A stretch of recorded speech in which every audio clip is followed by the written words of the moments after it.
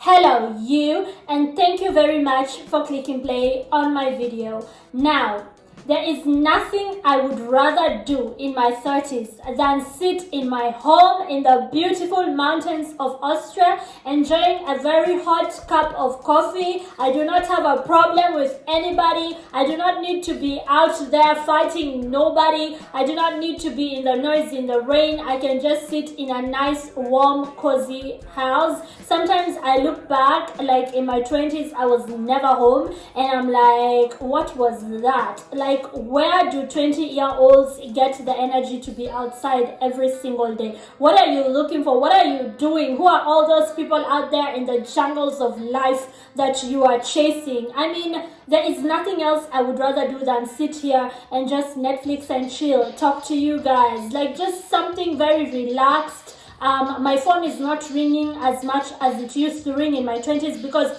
why did we have over 200 contacts on our phone? Who are all those people we knew? Because it's actually not even people you talk to on a daily. So why do you have their number? Oh. Oh. Winter is fast approaching. My coffee tastes like heaven. Like, oh, if I could share this with you. I mean, oh. I love coffee. I absolutely love coffee. Oh, I love coffee. And you know what else I like to do? I love to moisturize. At all times, no excuse. Take care of your hands, take care of your feet. Do not have the kind of feet that can tear up a bed sheet because they are rough. And do not have the kind of hands that are not ladylike. Your hands should always be nicely moisturized, soft and nice, and so should your lips. When I'm chilling at home, I always have my Juicy Balm around because I will never be caught with dry lips. I would rather die than have dry lips. Like, Anyways, right in front of me is a table. This is why I'm placing things there. I also have a small table down there where I have my coffee. And on this video, I actually wanted to point out something. Yesterday, I made a video talking about how I just basically asked the question when I love this robe. It's not so heavy and it's always just hugging me very nicely. I am a robe kind of girl. Like when I'm in the house, I'm always wearing robes. I can see myself. This is why anyways, back to what I was trying to tell you. Yesterday on my video, I asked a question like, living with white people, does it make you more reserved as an African? Does it make you less empathetic, less friendlier, less warm as a person? Because you know, we come from those cultures where people are known to be very warm, inviting, welcoming, hospitable. So I did ask the question like, do we change over time because of being exposed or interacting with a different culture that is not known to be very inviting? And somebody said that what I was trying to explain is actually called Stoicism. And today I went out of my way to actually read about Stoics and Stoicism. And this is what I found out.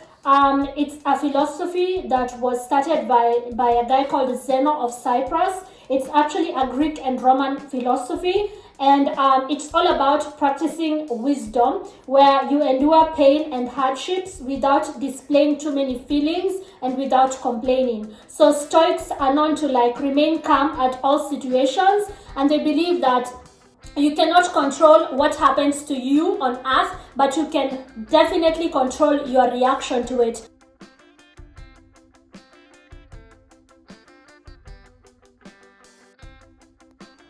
So he told me that I was basically trying to define Stoics, and I've heard of it before, but only in passing. But I went digging on the internet because I guess that's what bored housewives do. If we are not Netflixing and chilling, we are on the internet just discovering stuff. And I also discovered that Stoicism kept Nelson Mandela going while he was locked up for 27 years. Allegedly, he was a person who believed in Stoic values, and therefore he did not complain once, but he was jailed for 27 years for not really committing any real crime. But he stayed in there with virtue, believing in what he believed in, and just a small room for 27 years.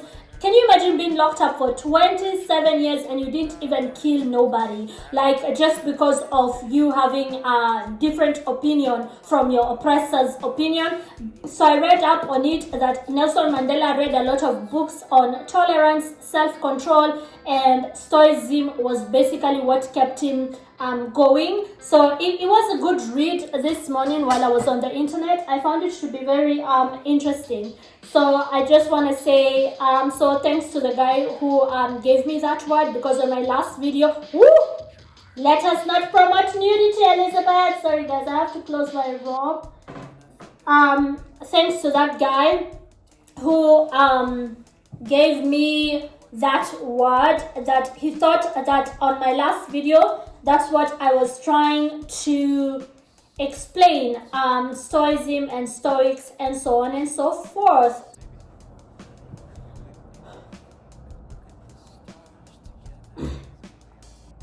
Now, on this video, I wanted to talk about a tactic that I sometimes use, and if you normally watch me, you might find it to be beneficial. So buckle up and let me share with you a psychological warfare tactic. Grab your pens and papers. I did not learn it from anybody. I just if I must say that I learned it from someone, then maybe my dad, because he's the most manipulative person I know. I learned it by observation. It's not like he sat me down and taught me. I just learned it by observation. And it has come in handy, especially when dealing with people who are not very good people, right? Very manipulative people who you can then counter manipulate. So, there are people who ask me a bunch of questions, but they don't really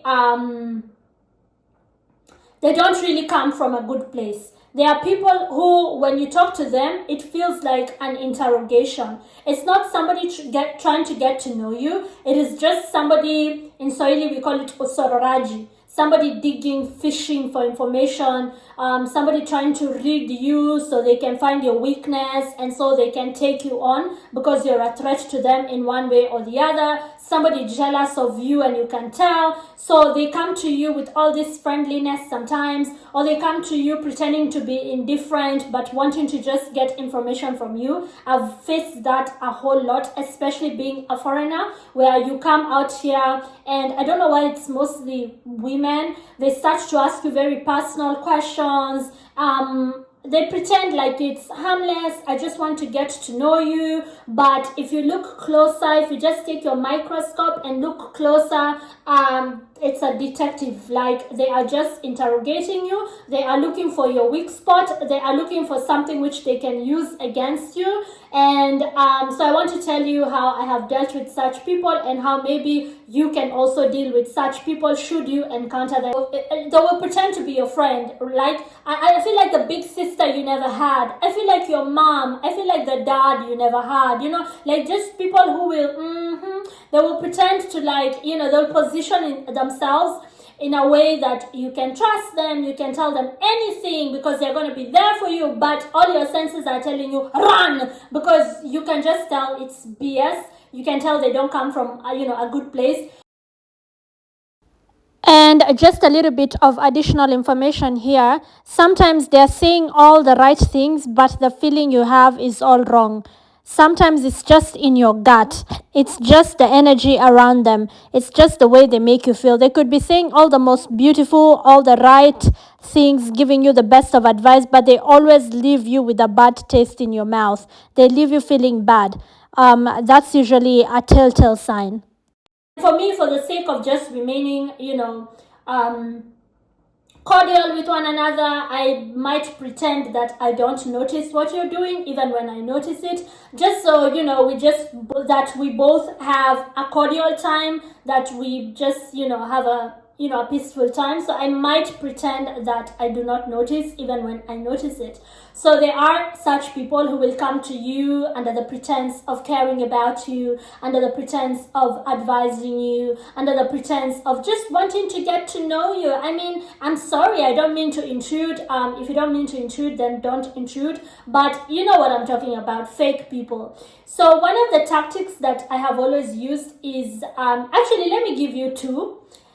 Just because I like you for playing my video. Thank you so much. And if you haven't yet subscribed, be sure to do so. So let me give you two tactics that I have actually employed and they work, okay? They actually work.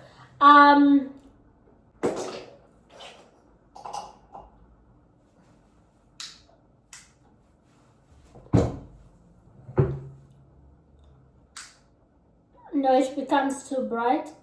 Yeah, let's just leave it like that. Maybe the other one. No, it doesn't matter. I hope the lighting is good, guys. I will work on lighting. First, I told you that I'm going to work on my camera, which I did because nowadays I record on an iPhone instead of a Samsung. Now I will also consider getting an actual camera, and then I will work on lighting, step by step. Like I said, I am just trying to create a community of thinkers here, and I just record this at home on my phone. It's nothing professional. I don't earn money from this. I just do it because I like doing this. I actually love doing this.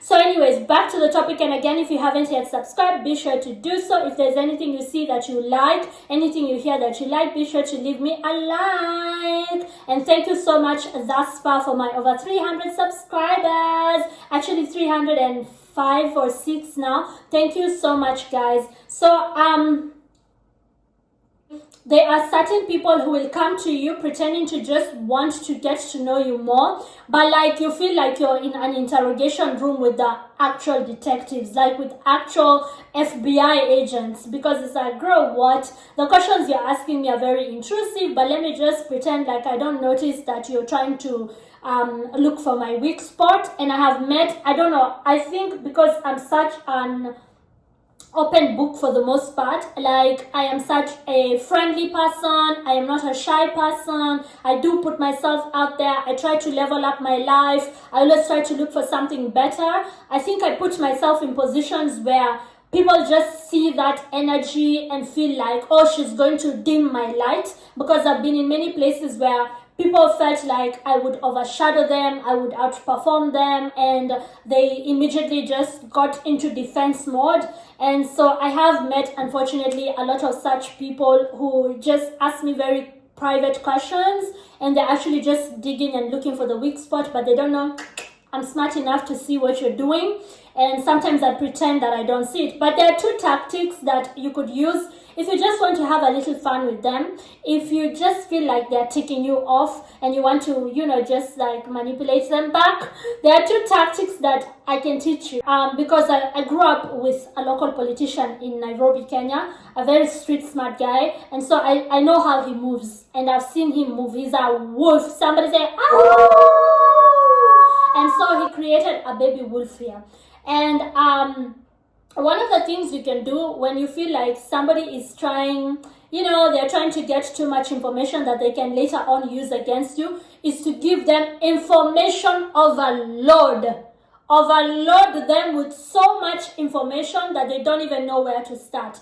So that achieves a couple of things. One, it gives them too much of a cleanup to do, because you see they're on an assignment. They need to get the very important summary or synopsis of your life and take only what they need in order to use it later to destroy you, to destroy your reputation, to probably, if it's a place of work, make you lose your job. If it's a place where you are bidding maybe to get a home, make you lose the bid. If it's a place where you're trying to buy something, make you not be the first one to be considered as a potential customer. Maybe it's something that is, only limited to a few people. So they are gathering information which they can later use against you. Just give them information overload and watch them spiral. Tell them, if they come to you and ask you, let me give you an example. let's say you're married, and they want to find out why you don't have a kid, right? Because they are noisy and they're looking for something to talk about you to others, right? And they want to maybe spoil your reputation, and they want others to not think of you highly, not to respect you, and so they come closer to you, but with an intention of, fishing. So they come to you, hi, yeah, I met you with your husband the other day. I didn't even know you were married. So you're married? I see. And do you guys have a kid? But they know you don't. But they're digging, right? And you go like, actually no, but we have talked about it, but we don't have a kid yet. So they want to ask you why. Are you barren? Because that's what haters are. They are a bad seed. That's what they do. They are not genuinely asking you because they care about you. They are asking because they need the scoop. They need the tea. They need the exclusive story which they can go out there and spread in an attempt to bring you down. They want the sauce, the juice, the tea, right? They want what they can use to make you less, and they think that will somehow make them more. It's twisted. They're sick. So as they ask you, so you've been trying, give them information overload. Go like, yes, last year I actually got pregnant and then we had a miscarriage, and the year before that we actually tried, we went to Dr. ABCD, named the doctor, and the nurse came back with the results that maybe if I try again I might actually lose my life. And then we left the country and went to a different country because we wanted to just try a different fertility thing. We tried IVF, and then we thought maybe we should get a surrogate, and then we went to this country and got a surrogate, and blah, blah, blah, blah. Leave their head spinning with information overload. Give them information overload to the point where they are so confused, like, you're such an open book. How do I even talk about you when you're already saying all these things out you're just saying them out loud, and so you've completely taken the weapon from their hand. They basically were looking for tea, for a cup of tea. You have given them a year's supply of tea. Drink away, my dear. Drink away, drink away. They will drink so much they will drown in your tea.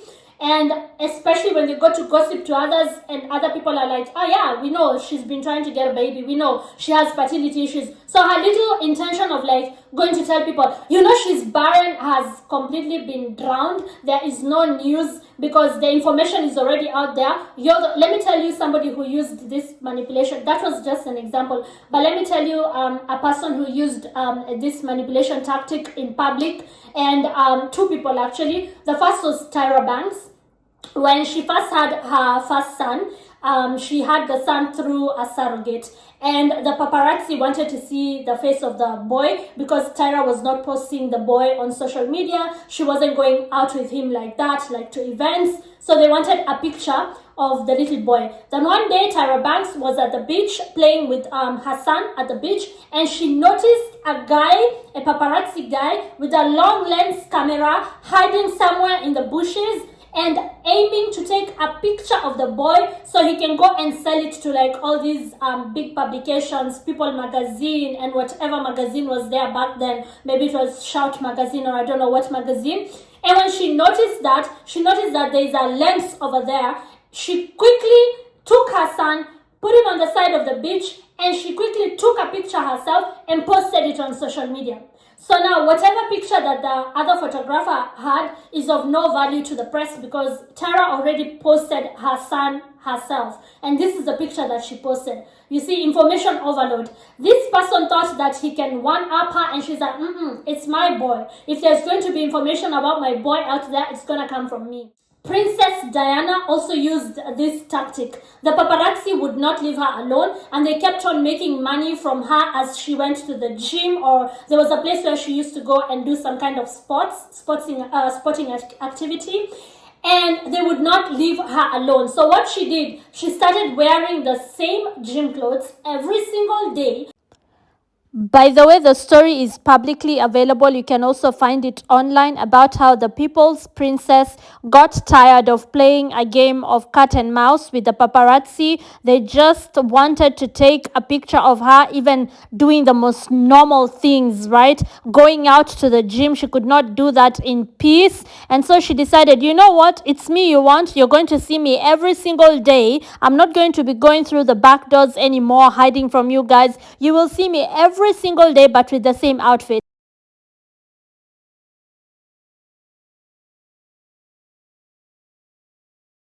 So they look like they just have old pictures of her. There's nothing to sell. And then she stopped like hiding and like, playing that whole game of cat and mouse with the pups. And she just showed up in front of them, leaving her car, entering the place where she used to go and work out every single day with the same outfit. Information overload.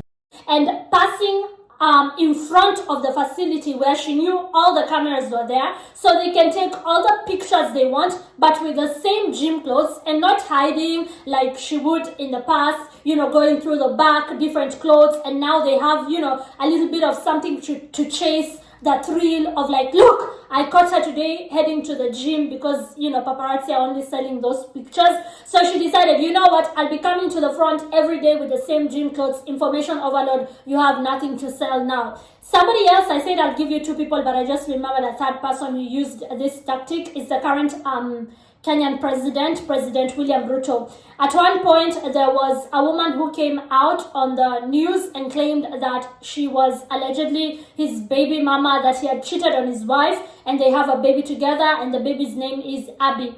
So she was selling stories to like the local press, allegedly, and talking about how he doesn't, he's a deadbeat, basically, the president of Kenya. She claimed that he was a deadbeat, he wasn't taking care of his kid, and yada, yada, yada, yada. He came out on a press conference and said, actually, I did step out of my marriage. I did cheat. My wife and I worked through it, right? That is our private life. We are still together.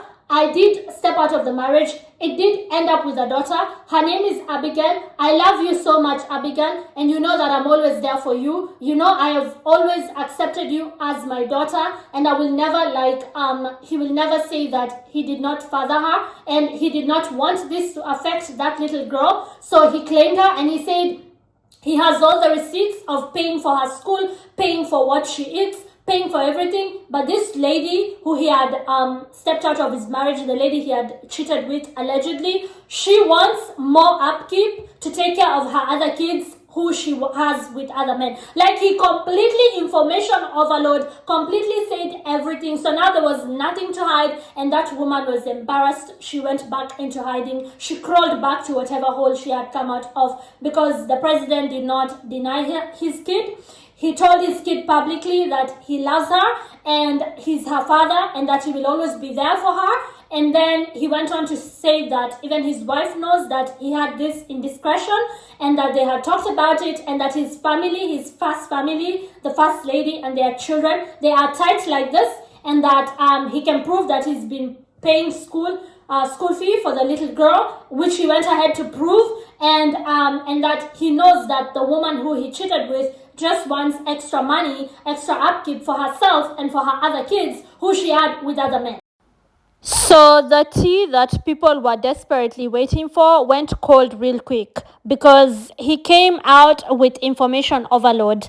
And he even suggested that this was all politically motivated, that some of his adversaries in politics had found his baby mama and they were using her, allegedly trying to end his political career. That was back when he was deputy president, and some people saw that he had ambitions to be the next president, which he eventually became. But basically, he came out with so much information overload that the tea was cold. Nobody was interested in that story anymore. And that's exactly what I mean when I'm talking about this being a psychological warfare tool. I know it because I've used it and it works. The people who thought that he was going to reject his daughter, they're going to drag one another to a court of law, none of that happened. He did not give them any of that. He did not give them what they expected. And soon enough, Kenyans were yawning. It wasn't even an interesting story because there was too much information out there about it. And people were like, people cheat on their wives every other day. Next. So now the gossipers had nothing to work with. Like all the newspapers who the lady thought she could use to like extort him and get money from him, they had nothing. And that's exactly what I mean by information overload. I have used that a couple of times where I just tell somebody what they want to hear and a bag of chips. Like I'll even add you some. Here you go. Here you go. So what? Now you have nothing to work with. Now I'm not hiding anything. I am not perfect. I make mistakes. I have made mistakes in the past. Do you want to know them? This, that, and the other. And now they're just left like, okay, I have no tea, because these people come to you hoping that they can destroy you with the information that you're hiding. But if you're an open book, you haven't ended anyone's life. You haven't stolen anything from anyone. You are not plotting. They're the ones who are now stuck plotting because that's all they know. And now they even have too much information than what they initially thought they wanted. And they have too much homework to do. So, I think the person who puts it best is my favorite Game of Thrones character, Tyrion Lannister.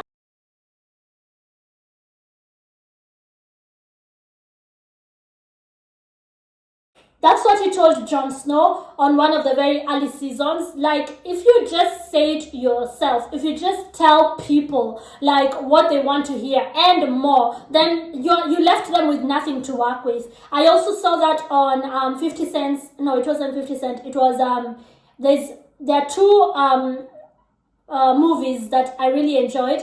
One was 50 Cent's Get Rich or Die Trying, and the other one was Eminem's 8 Miles. Yeah, it was Eminem's, where, is it 8 Mile or 8 Miles, where he raps, the final rap battle, they were trying to like put him down that you live in a trailer park, you're some, white trash, you don't have money, blah, blah, blah. And he went out there and rapped about himself. So yeah, you're right. My life is not perfect. This is how I live. This is how I grew up. I'm poor. A big deal. Next.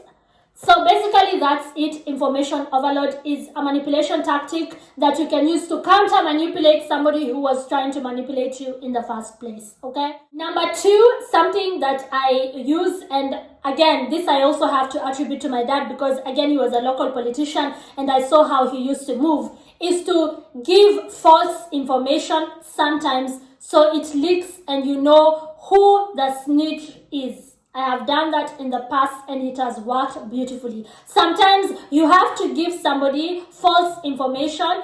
Especially because you have to remember at the beginning of the video, I said we are talking about those people who come to you pretending to be on your side, pretending to be your friend, or pretending to just be small talking, but they are sniffing. You can see that they are really trying to fish for information which they can use against you later. You have to sometimes give them false information so when it leaks, you know exactly where it came from.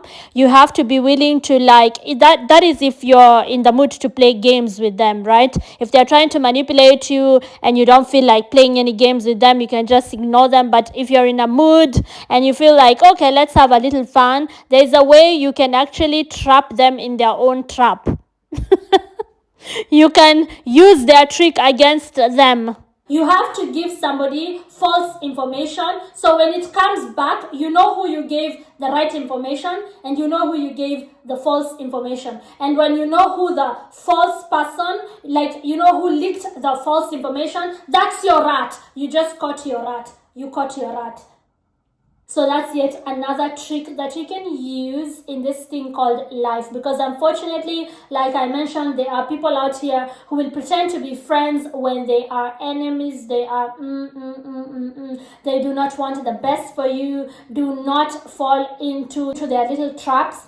If they are going to play that game, play it better than they ever could. Thank you so much for watching. If there's anything you liked, anything you learned, be sure to show me some love. And thank you so much again for my over 300 subscribers. What? I am so happy because I don't even advertise. I just sit in my house and talk. I really enjoy it, and just to see that people actually come out here and subscribe, it's really just a nice warm feeling. Again, I just want to say I'm quite grateful for your support thus far. Be sure to subscribe, and I will see you on the next one. Bye.